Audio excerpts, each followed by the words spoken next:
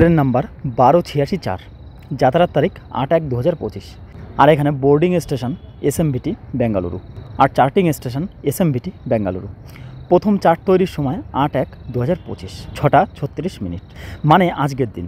তো চলুন এবার দেখে নিই যাত্রার টাইম কটা, মানে কটার সময় গাড়িটি এসএমভিটি বেঙ্গালুরু থেকে রওনা হবে। আর তাহলেই সবার মনে যে প্রশ্নটি, ট্রেন ছাড়ার কত ঘন্টা আগে ট্রেনের চার্ট তৈরি হয়, সেটি জলের মতো পরিষ্কার হয়ে যাবে।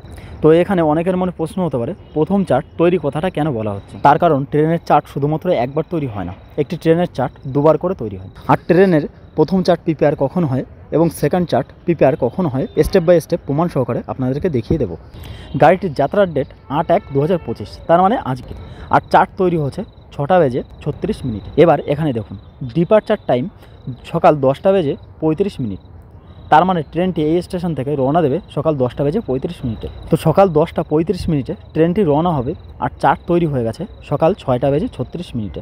তার মানে 4 ঘন্টা আগে ট্রেনটির প্রথম চার্ট তৈরি হয়ে গেছে। তো সবার মনে যে কোশ্চেনটি, ট্রেন ছাড়ার কত ঘন্টা আগে প্রথম চার্ট তৈরি হয়, সেটি নিশ্চয়ই ক্লিয়ার হয়ে গেল। ট্রেন ছাড়ার 4 ঘন্টা আগে ট্রেনের প্রথম চার্ট তৈরি হয়। তবুও আপনাদেরকে সিওরিটি দেওয়ার জন্য আমি অন্য একটি ট্রেনের চার্টিং বিবরণ আপনাদেরকে দেখাবো। দেখুন এখানে দেখুন, Pune to Howrah Azad Hind express, train number 1213-0, boarding station Pune junction, কিন্তু চার্টিং স্টেশন এখানে আছে নাগপুর। আবার প্রথম চার্ট তৈরির সময় 7/1/2025, 11:55। তার মানে গতকালকে 11:55 গাড়িটির চার্ট তৈরি হয়েছে।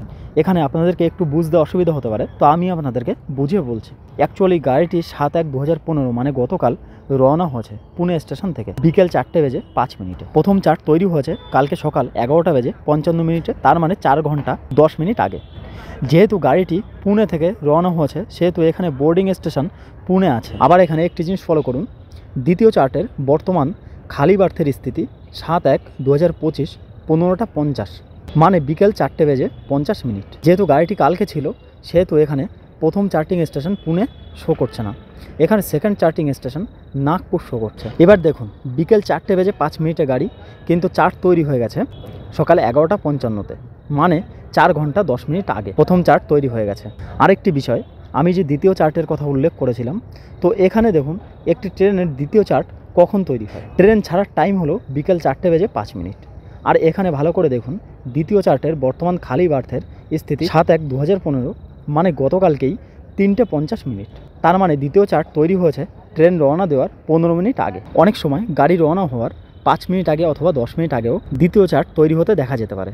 তার মানে ফাইনালি বলা যেতে পারে ট্রেনের প্রথম চার্ট তৈরি হয় ট্রেন রওনা হওয়ার 4 ঘন্টা আগে, আর দ্বিতীয় চার্ট তৈরি হয় ট্রেন রওনা দেওয়ার 5 থেকে 10 মিনিট আগে। তো এই বিষয়ে যদি আপনাদের কোনো মতামত থাকে, অবশ্যই কমেন্ট বক্সে কমেন্ট করে জানাবেন। আর ট্রেন ট্রাভেল নিয়ে যদি আপনাদের মনে কোনো প্রশ্ন থাকে, সেটিও কমেন্ট করে জানাবেন। এবং ভিডিওটি যদি ভালো লাগে তাহলে অবশ্যই একটি লাইক করবেন, পাশাপাশি চ্যানেলটি সাবস্ক্রাইব করবেন পরবর্তীতে এমনই হেল্পফুল ভিডিও সবার আগে পাওয়ার জন্য।